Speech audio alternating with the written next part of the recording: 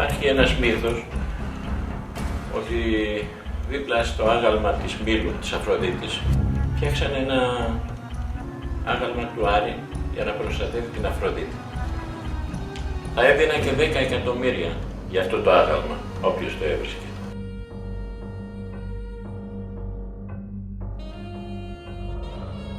Αυτό το άγαλμα το θέλω εγώ.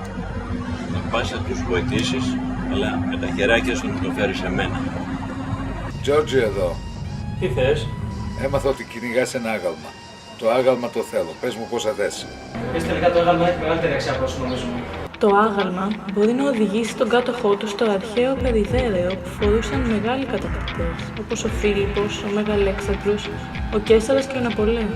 Ο μύθος λέει ότι το περιδέρεο έχει τη δύναμη να δώσει εξουσία σε αυτόν που το φοράει, αλλά παράλληλα και την κατάρα του θανάτου σε αυτόν που θα το βγάλει από το λιμάνι. Τζόρτζι εδώ.